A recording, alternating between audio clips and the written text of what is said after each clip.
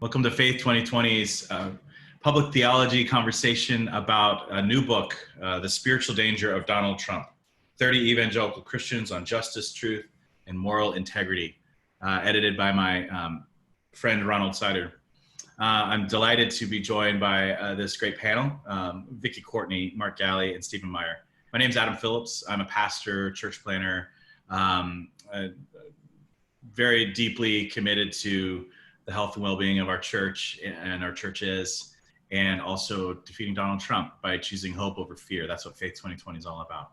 So we are going to have this conversation today, and if you have any questions while we do that, don't hesitate to drop something in the chat, and we'll just have a great hour-long convo here today during an important time in our nation's history. I'm going to hand it off to Dr. Sider, who can take us away.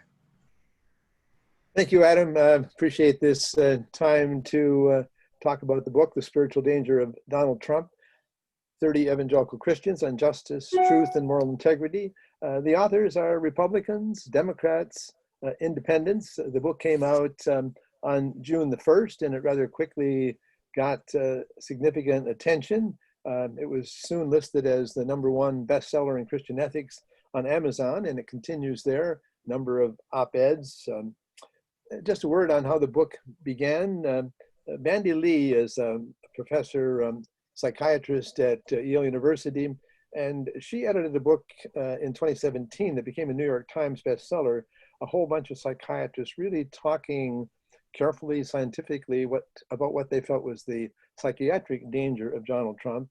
And Chris Thurman, who's an author of the book, he's writes a couple chapters. Chris began to sense that there ought to be a comparable book now on the spiritual danger of Donald Trump. He got in touch with Bandy, and they sent out a wide invitation to a number of people to submit chapters. I did my own submission and then rather quickly became the editor of the book. And we have just an amazing range of authors. For example, Reed Ribble was a Republican congressman in the US Congress, and he writes an amazing chapter on immigration.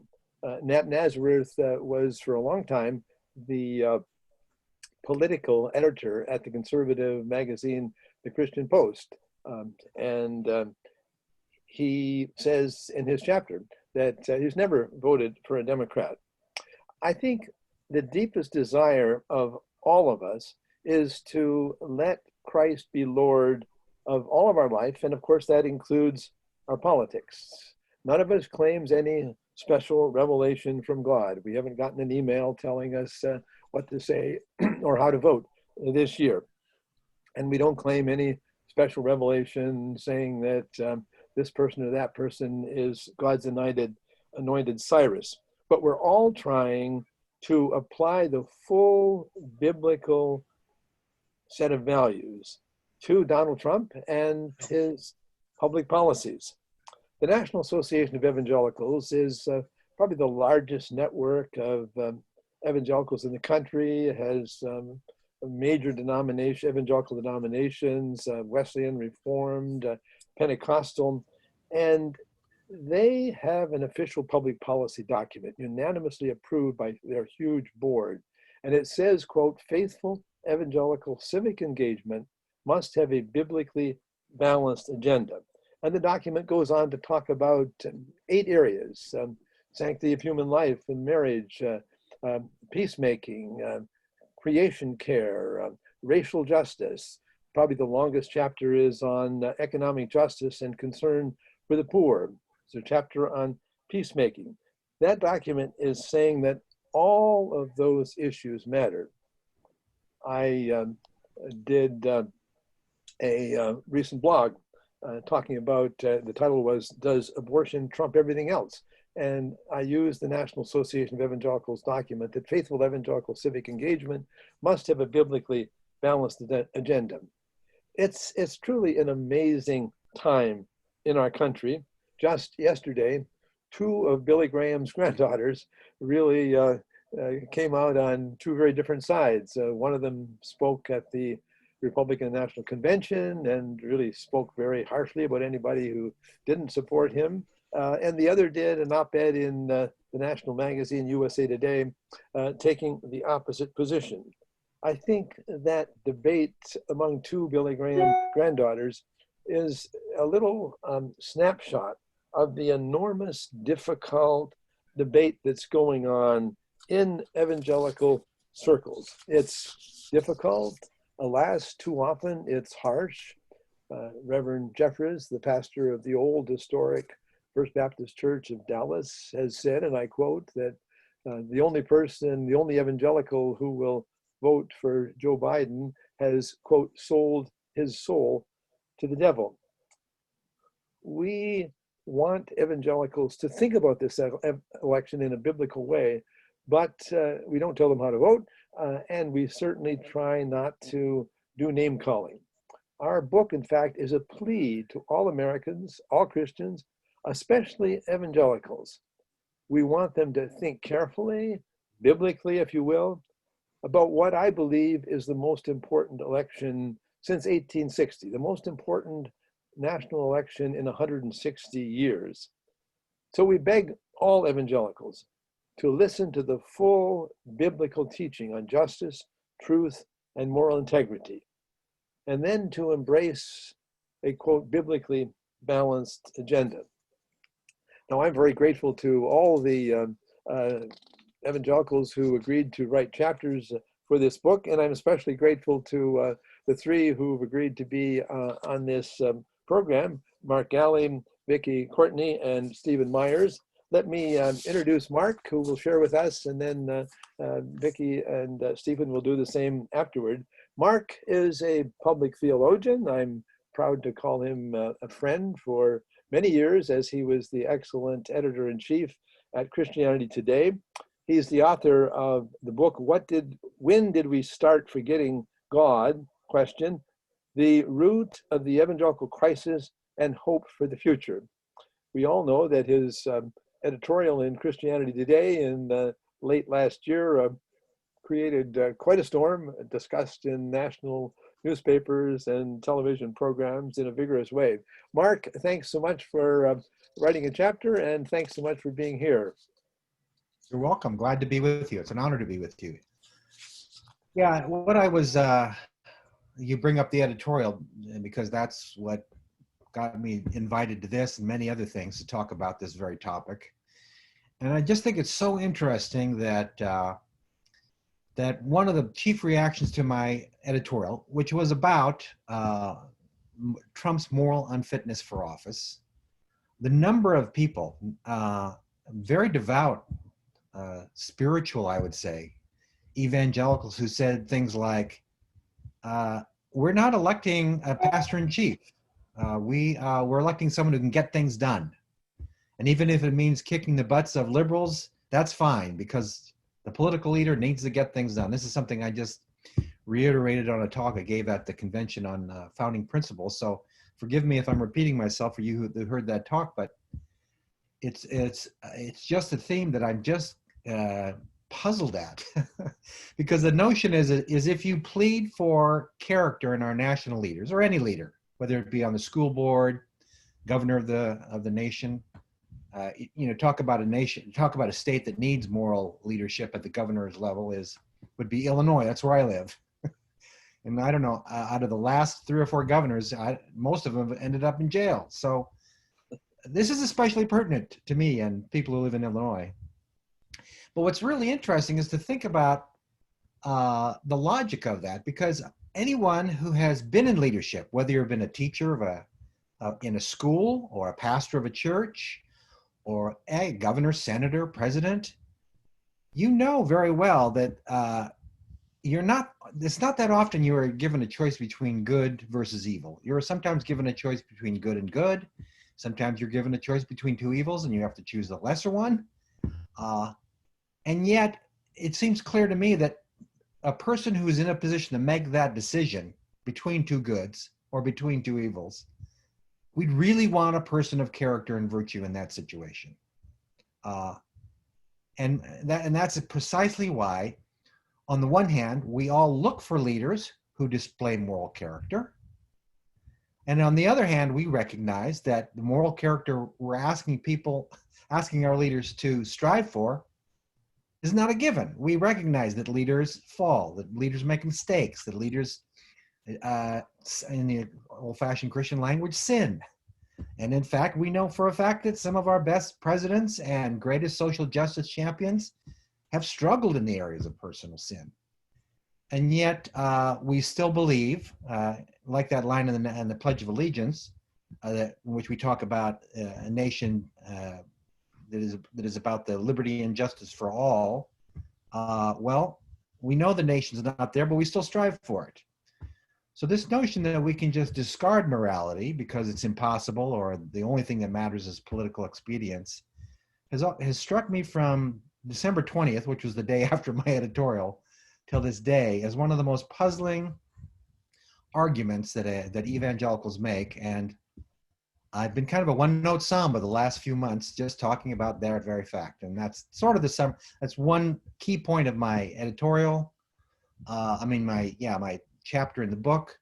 And the other one should be a little more pertinent to evangelicals. I talk specifically about Donald Trump and his inability to control his tongue.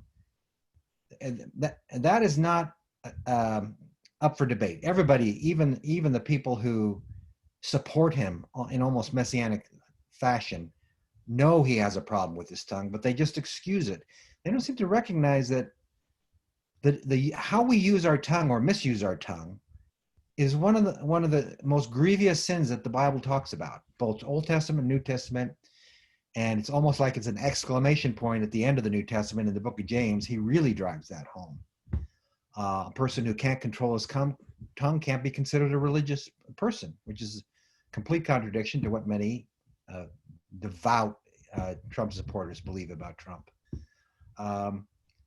And that we don't take this into account when we're thinking about not just Donald Trump, but all our political candidates. I can think of local candidates here in Illinois, Democrats and Republicans, who have the hardest time controlling their tongue, which really, to me, sabotages my respect for their leadership.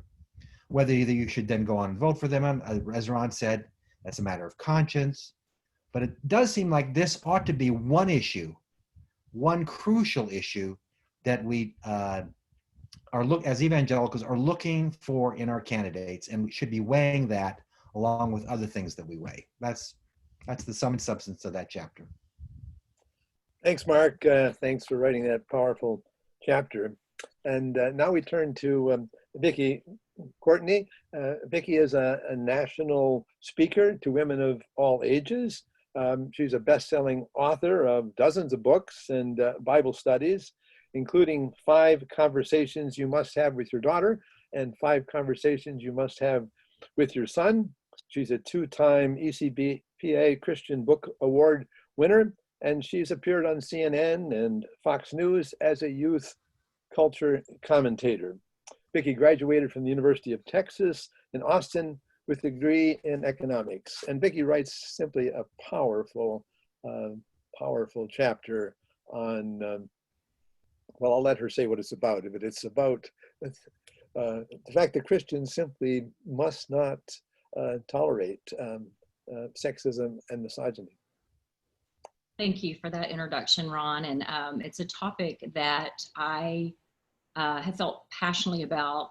Well, I've been in ministry to women of all ages for a couple of decades now. And one of the key cruxes of my ministry has been to share with girls and women their worth. It can be defined by who they are in Jesus Christ, made in the very image of God. And so I have addressed in my books to mothers on raising daughters, books to mothers on raising sons, because this is an issue for our young men as well. The importance of talking about the dangers of sexualization of girls and women, the objectification of them. And so to, hear some of the things that Donald Trump has said out of his own mouth, I mean, was just absolutely appalling to me that here we are, we've come this far and we are ignoring, it seems, or overlooking these comments as if it's, I shared in the chapter, I believe, we give him a mulligan, that was perhaps one of the most offensive things to me, that in the aftermath, it was already swirling so much of his misogyny and comments he's made about women, even disturbingly his own daughter and her body and a good figure. And then the Access Hollywood leaked comments came out, the hot mic moment. And that is when I thought, oh, for sure, this is the nail in the coffin for his evangelical support. They're not going to stand for this. And then, of course, the disclosure that, at the time he's having an affair and his wife has just had a baby. I mean, you just thought, no, evangelicals don't do well with this sort of thing. And so you can imagine how women felt, Christian women felt, when not only was that not the case, that support, it was not withdrawn, but to hear these mainly male evangelical leaders come out and give him a mulligan or minimize it to its locker room talk. The only way I can really describe it is that it felt like such a betrayal by Christian leaders that I had long respected. I had been on their radio shows. I had been involved in many of their ministries. I'd admired them for the position they took on respecting women, treating women with respect, value. They talked a lot about chivalry, and yet so many of these same men were the first ones to jump in and minimize these comments. And so I think it was just a real turning point for me. And I can tell you it was a turning point for a lot of Christian women I know, and some who would still vote for Trump as a lesser of two evils. I was not able to do that. I ended up voting independent that year. And I'll be honest in saying the last 4 years have been a wake-up call to me. And it's as painful as it's been, as lonely as it's been at times, it's also helped define where I really think God wants me at this time in my life, and to go back to the scriptures and to dig deep and to, instead of accepting, well, this is what we teach and this is how we interpret these passages and this is, and, accept this and move on down the road. I have gone back with just a passion and just an enthusiasm to dig into God's word. And I want to have a biblically holistic approach, especially in regard to how my faith informs my politics. And so as sad as it's been for the past 4 years, and seeing women, I think we've turned the clock back in so many areas.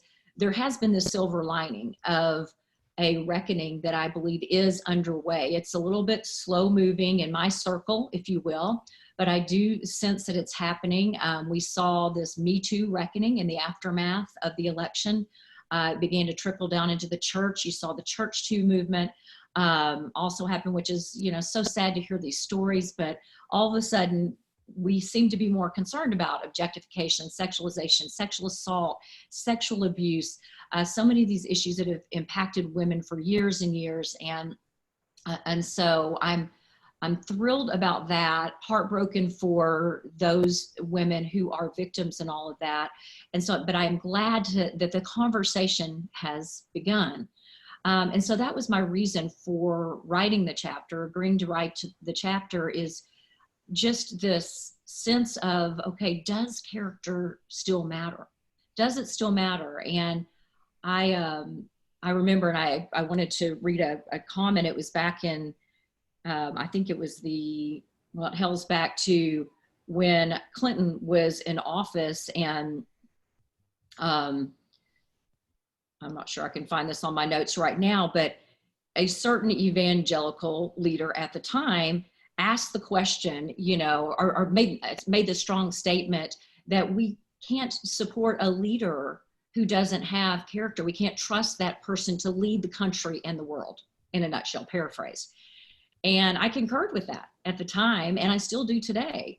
And yet that same evangelical leader would turn around and without pause endorse Donald Trump for presidency in 2016. And again, in 2020. And so my question, to evangelicals is, does character still matter? What has changed since that time that all of a sudden we turned a blind eye to this? And I reflect back when he became the nominee in 2016, I did post a post to my blog at the time saying that I would not be able to support him. And I explained that this is, again, my blog is read by primarily mothers who are looking for advice on raising daughters in a challenging culture. They had, really been on board for years. We all had, over the media's objectification and sexualization of girls, our daughters, and wanting to raise them to have true value and worth by seeing themselves through the eyes of God. And yet so many of these same mothers were furious when I basically came out saying I would not be able to support Trump because in a way, I felt like it would be hypocritical for me to preach this, these truths all these years and then be among the leaders that say, let's give them a mulligan. Let's minimize it. It's not a big deal. It's a huge deal. It's a huge deal. I think of Matthew 12:34, it's out of the heart, the overflow of the heart, the mouth speaks.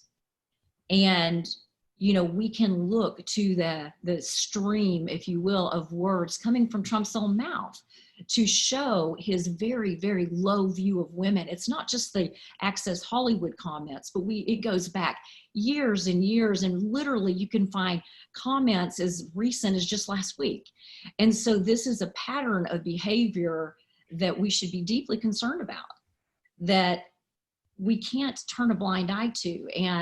And so I have spent 4 years really just confused over evangelicals' willingness to give him a free pass in regard to all of this. And I'm not telling anyone how to vote, but one of the things I share in the chapter that I feel strongly about, and I feel strongly about it because of the fact that over the past 4 years, we have seen such a blemish to just that word evangelical and what it's come to mean, and to the witness of the church, if you will, and the Christian faith.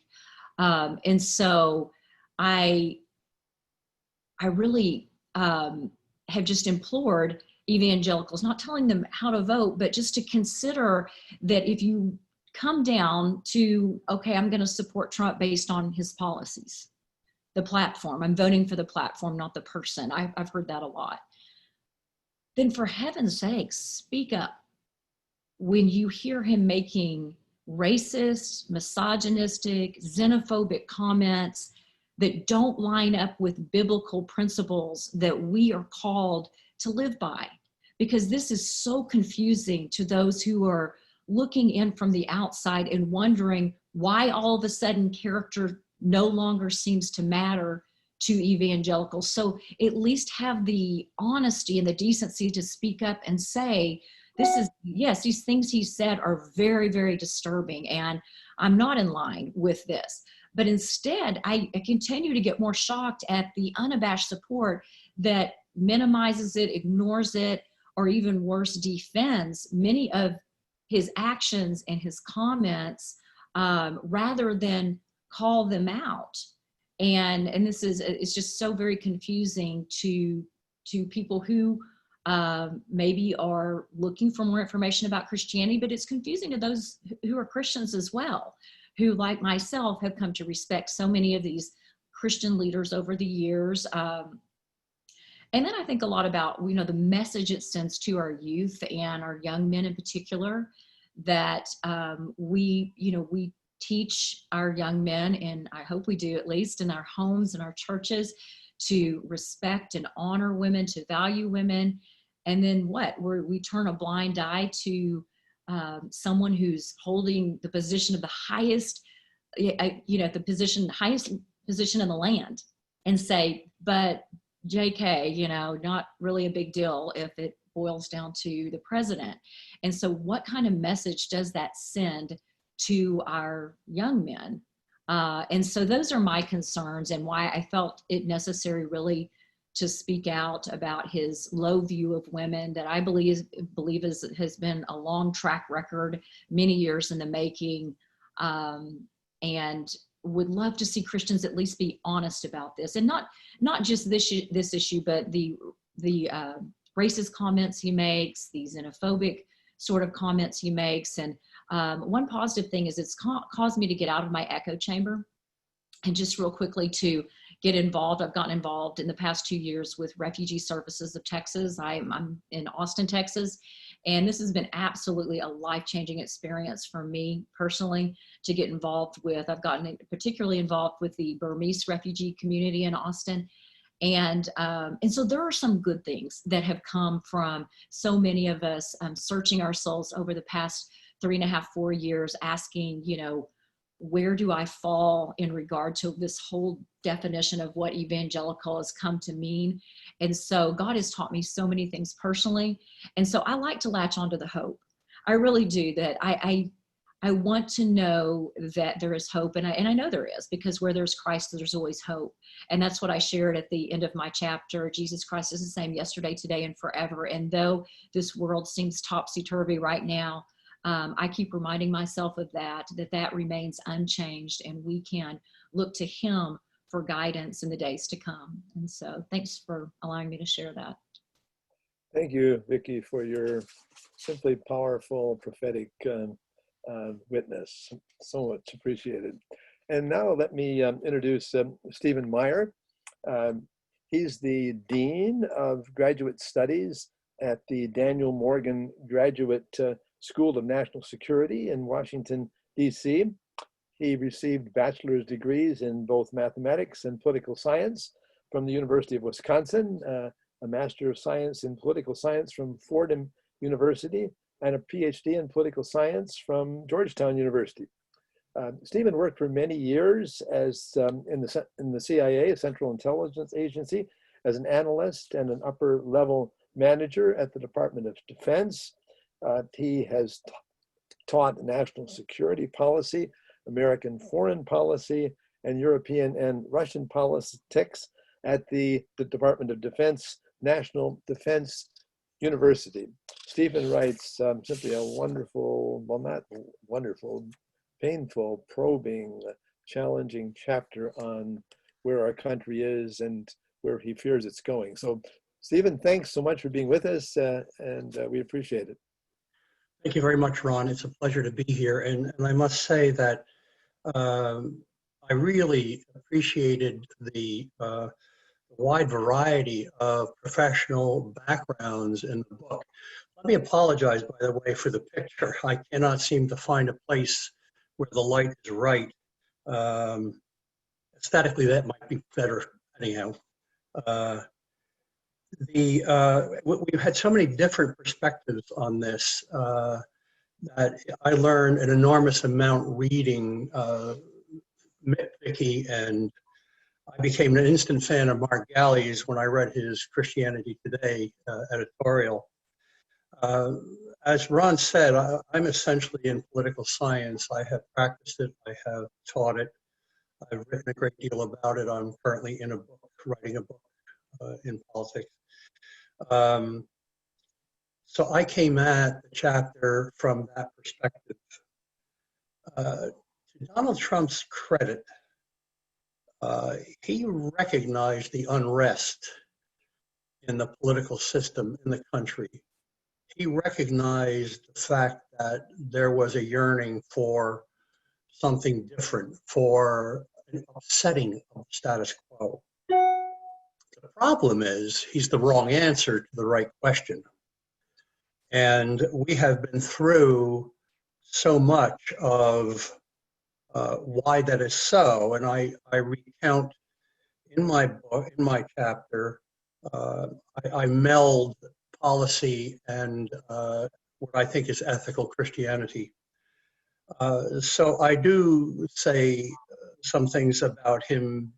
I mean, one of the most shocking things for me has been his blasphemy. I'm the chosen one, and so forth. And even if he's only partly joking, it's still an affront. He is a serial liar.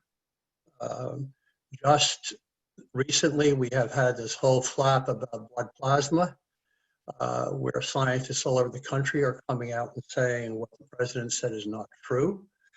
There is nothing surprising now that comes out of his mouth. As Vicki pointed out, he is a sexual deviant. He's an enemy of the poor, an enemy of immigrants and refugees. He is lacking in the basic elements of Christian character. And we could go on and cite proof texts from Scripture for every one of these that he has dealt with. I'll pick up on a point that Vicki started to make about the Clinton administration. Interestingly, after the uproar in the Clinton administration, the Southern Baptist Convention came out condemning Clinton for his behavior and used the phrase, his action sears the conscience.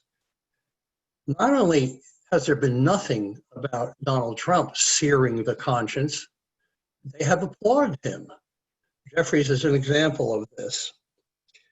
And also, to pick up on a point that Vicki started to make, the ancient Greek philosopher and writer Heraclitus once said, "A man's character is his fate." Well, if that's the case, we're in trouble. He has spun COVID to make it appear as though this is a win and he was way out in front of it. These are lies. This is not true. He is, to me, again, among many frightening things in this administration, he is now setting up the possibility of challenging the election. He's done this several times. If he loses, he will make the argument, and he may try not to. He may try not to surrender the office if he does not like the results.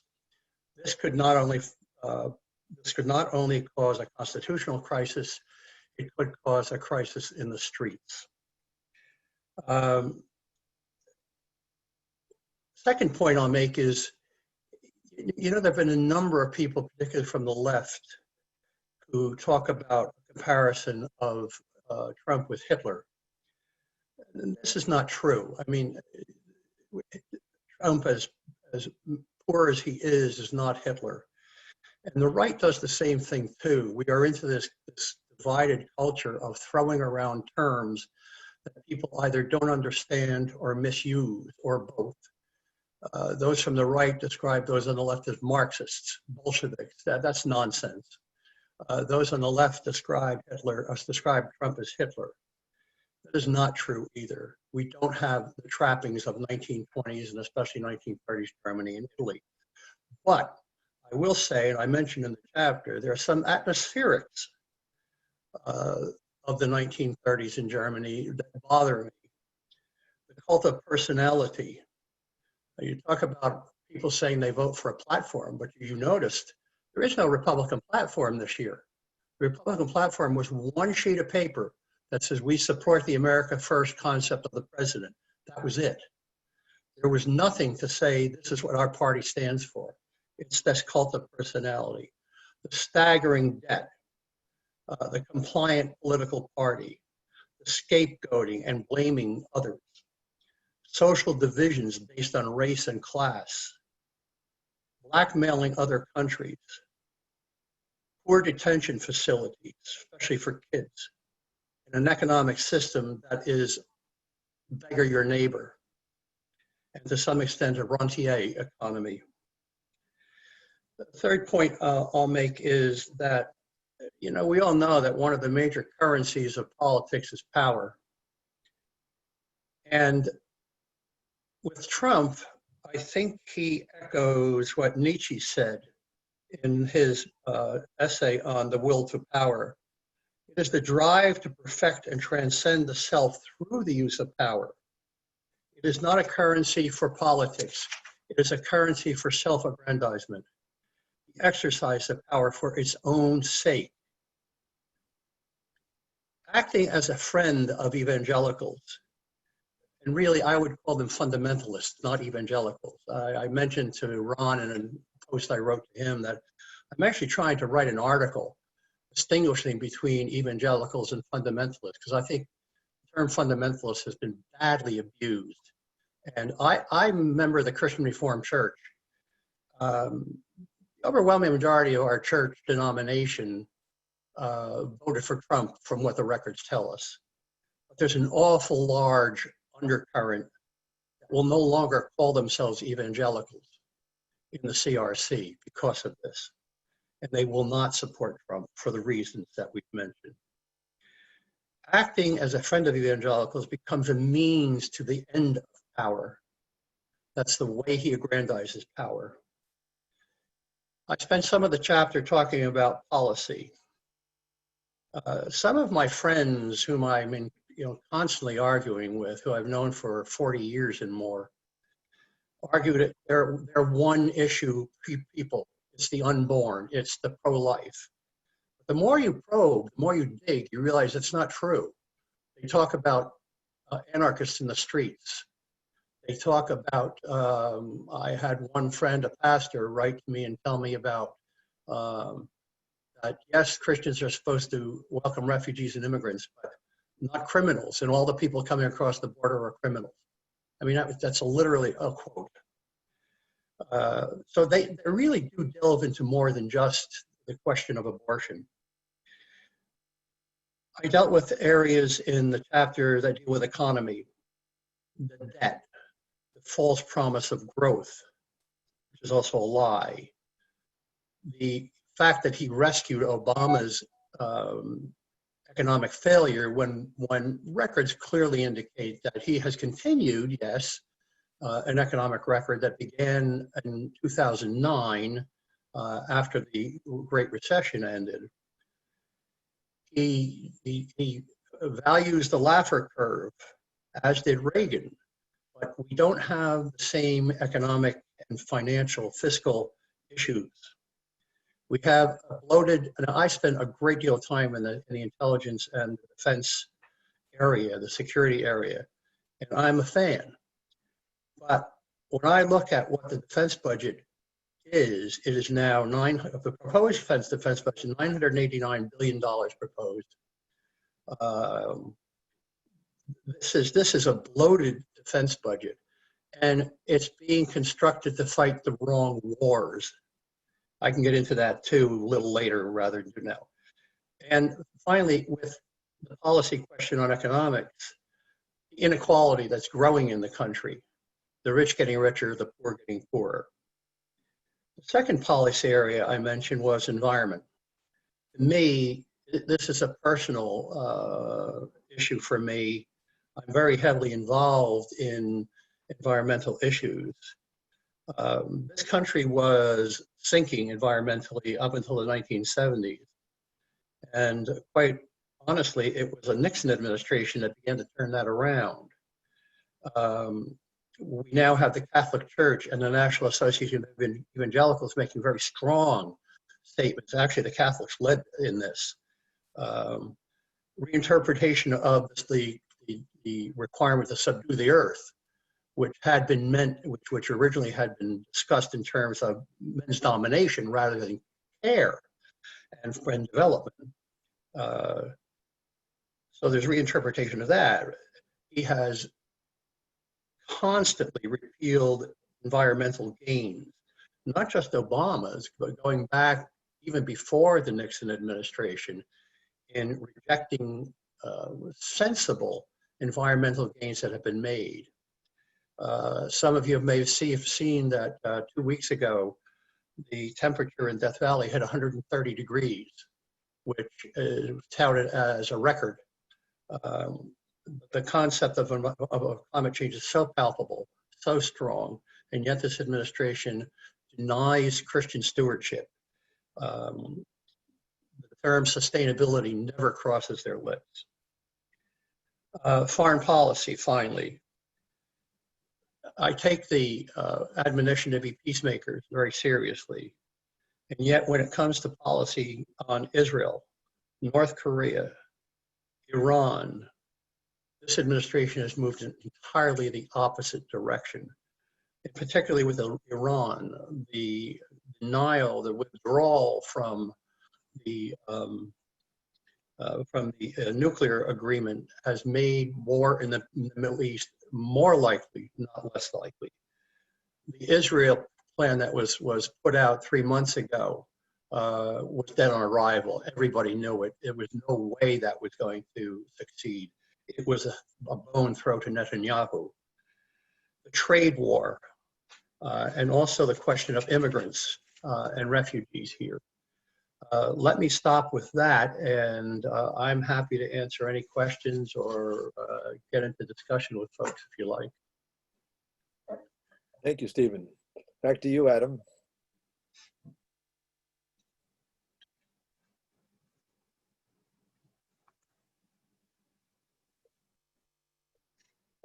Are you there, Adam? I think his mic is not on.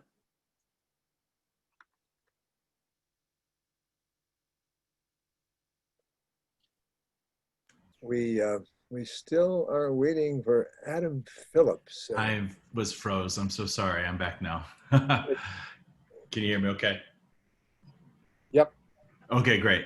Thank you all for those very, very, very helpful reflections. I pastored a church plant here in Portland for 7 years, and we were proudly progressive in our kind of evangelical sensibilities. But what I found was that there's so much spiritual trauma. I think that's an unspoken thing that's happened in this Trump era as well, that there are so many millennials and Gen Z that are leaving the church in droves, because even we see this with the hypocrisy maybe at Liberty University with Jerry Falwell Jr. We see this with, I just think that Vicki, you just spoke so eloquently on this. And I remember in your chapter, that part about Franklin Graham calling out the Super Bowl, but not calling out the president for views of women. I'm wondering if anybody could speak to that idea of, Mark, you spoke about this in the book, that this is actually hurting our witness in the public square to speak the good news. Could maybe this panel speak a little bit about that?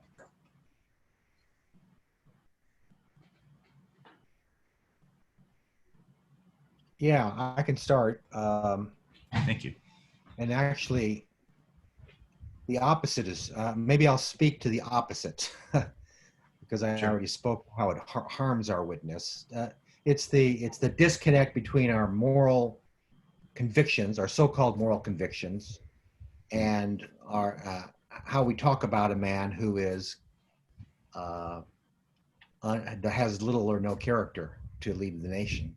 I agree with Vicki 100%. I would have a little more confidence in my evangelical friends who said, I voted for him because of the platform, because he's a Republican, but I don't like his morals, if they would speak up. But the thing is, they don't. Most of them don't. They just remain quiet, or they defend his immorality. So that's a huge problem. And that comes across to the rest of America as nothing less than hypocrisy. It's a strong word, but that's how it comes across. And my anecdotal evidence for that is this. Among the many people who appreciated the editorial, I was stunned at the number of people who said, I'm not a Christian. I'm no longer an evangelical. I'm an atheist. I'm an agnostic. In fact, the week after I retired, I was invited. I was on 8 podcasts in 1 week. That was a bit much, but most of them, everyone but 1 or 2, were by hosts who said, I'm not a Christian, or I'm an atheist, or I'm a Jew. But I really appreciated what you had to say. And it wasn't that they just agreed with it politically. They basically said, I regained respect for evangelicals because your basic moral principles and your editorial matched. And it made me realize that evangelicals, even though we're in a pluralistic society, and that there are people who, in one sense, don't care about what we believe or why we believe it, atheists and agnostics in particular, and Jews in particular who disagree with it at the most profound level, we still have a leadership responsibility in this nation, because they look to us, if nothing else, to at least be consistent. And they will respect us for that. They expect us to enter into the public conversation consistently, even if in the end they might disagree with us. So that was really an eye-opener for me to see the powerful effect that little editorial had on people who otherwise had found themselves disdaining evangelicalism and not believing in the Christian faith. It raised the profile of the Christian faith in that regard. That was a happy accident. Thanks for that word, Mark. Vicki or Stephen or Ron, do you have any reflections on that question? I'll tag off. Oh, I'm sorry. Go ahead. Go ahead, Vicki, please. Yeah, Vicki. I was just going to echo what Mark was saying. That's been so interesting to me. I just participated in the Convention on Founding Principles and gave a 10-minute address related to the topic that I spoke about in my chapter that dealt with Trump's low view of women. And similar to what Mark described, I received quite a few emails and been tweeted at over the past 24 hours from those saying, you know, I left the faith, or I consider myself an atheist, and you've given me a bit of hope that maybe this is not what all evangelicals are like. And so I would love to be able to redeem what that word, when you look it up, really means, that you're devoted to the gospel and the spread of the gospel. It saddens me, and I shared this in my 10-minute address for the Convention on Founding Principles, that the noun version of the word evangelical has come to mean a voting block for the Republican Party. And just, you know, along the lines of what Mark was saying too, I find that many of my friends, and I have family members who would not consider themselves an evangelical, or some, you know, are Christians and very devoted to social justice causes and such. And then there are some that they would not call themselves Christians, and they're very fascinated by this whole, you know, well, we're just trying to figure out, we're just scratching our head here, trying to figure out, like, why the support, and why isn't anyone calling them out from, you know, they'll say your camp. And so there's a real fascination with it, but we come out looking just, well, like hypocrites, like Mark said. I believe it's Mark, or could have been Steve, but that's the blemish I'm talking about, that's so unfortunate on the witness that we are called to have. And so many people just watching from the sidelines as we fight within, even. I mean, we're fighting with everyone. We're fighting with, it's the us versus them. And now, you know, we're fighting within our own camp, because if you don't line up exactly with the way, you know, someone has decided that this is how good Christians vote, well, then you get canceled, right? I mean, Mark kind of got canceled after he wrote the editorial. I've been canceled to some degree in certain areas. And so, yeah, I think that's the silence that helps explain for a lot of people. The silence is, you have to get your courage up, and you have to work past that whole, am I here to please God or to please man? Do I care more about what others think, or am I really looking to Scripture, and I want to uphold these principles? And I'll tell you what, I've got 7 little grandchildren. And part of what led me to write that chapter is I want this to be part of my legacy. I don't want them to look back someday. They are gonna be reading about this in the history book someday, and to wonder where their Christian parents and grandparents stood in regard to all of this, because it's all going to be on record. There's nothing that's going to be hidden from the public view. It's already out there. The horrible rhetoric, the things that the president has said, his supporters have said. And so I think there's a lot we need to think about here in regard to the witness of the church. And I mean the big C church when I say that. Thank you so much. One Stephen, very quick addition to that. I've been toying around with and discussing with some folks. I think that there is a deep crisis within evangelicalism. There's a fear of secularization. It's a fear of losing a prominent position in the society. Protestant evangelicalism used to be the rule of the day in the 19th century in this country, for example. It is no longer there.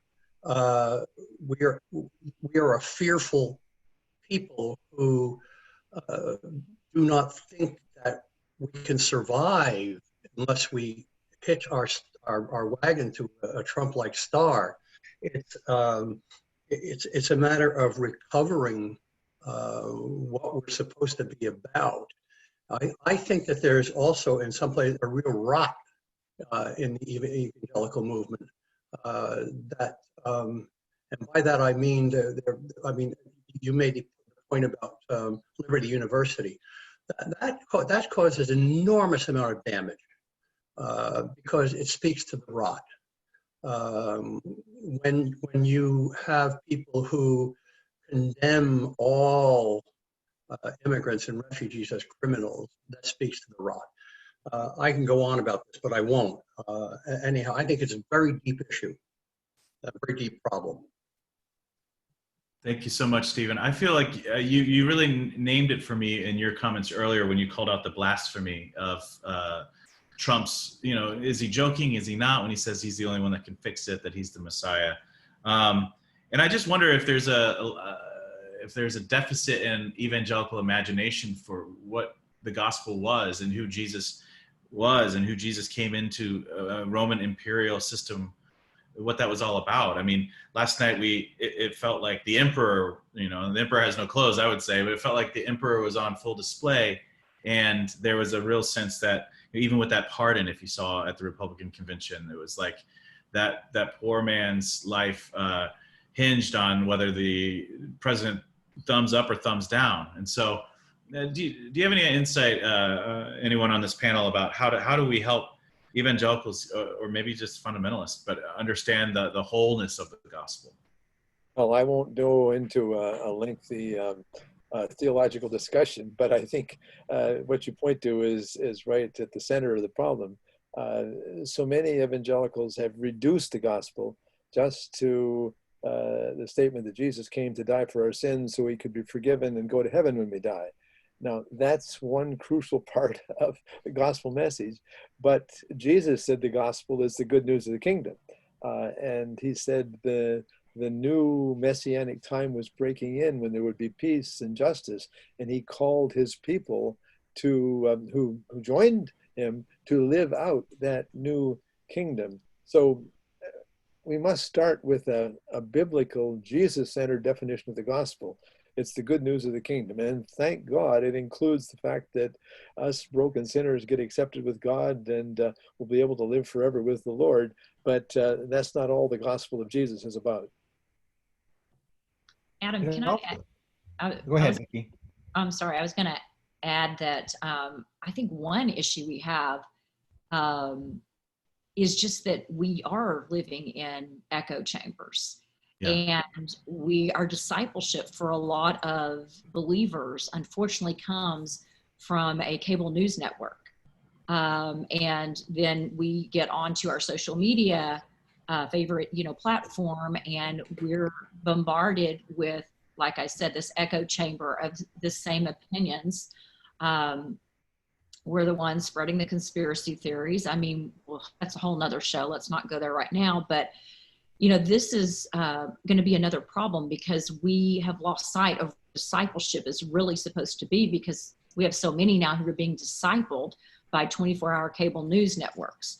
And that's where they're getting their talking points. And when you're looking to that or spending more time consuming that than you are the teachings of Jesus and going back and looking at what he said and what he did, then we're going to have a problem. And I think this is where we get a lot of the angry tone that we see out there.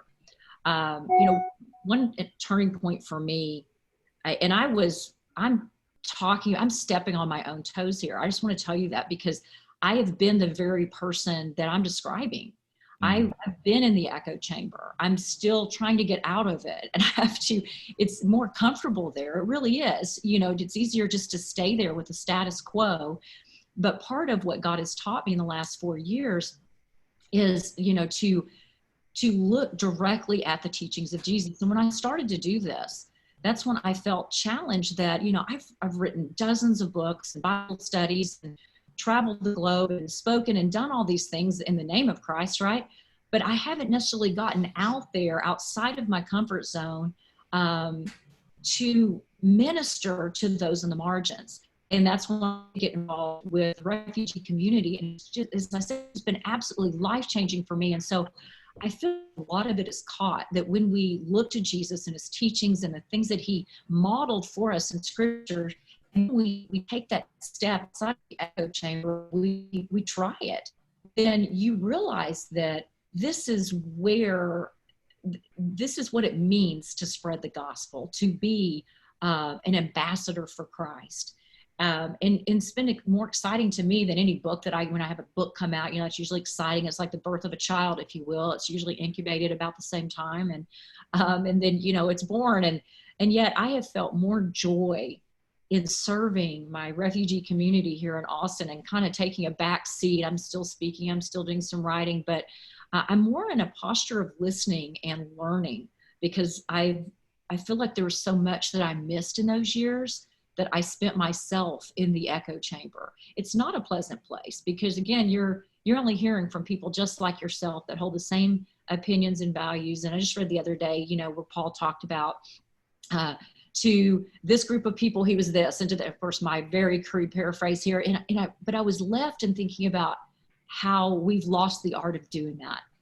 We don't go into situations looking for common ground with people. Instead, we point fingers at them, we accuse them, and we shame them, and we say horrible things, in regard to refugees and immigrants, and yet we're not doing what Paul even modeled in looking for common ground to have conversations with people and to engage in conversation and to build relationships with them, even more importantly, and get to know them and see what value they bring to our lives as well. And so it's just something God's been laying on my heart as of late, and as I've been learning myself as a student in the past 4 years.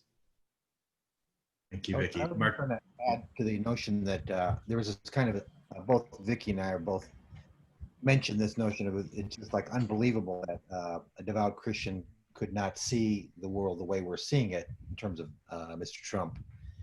And any pastor, and our pastor host will recognize this, a lot of times when you cannot just argue with people on a scriptural basis. A man, let's say, is committing adultery, and you talk to him and you tell him that the Bible teaches against adultery, and he'll say, I know.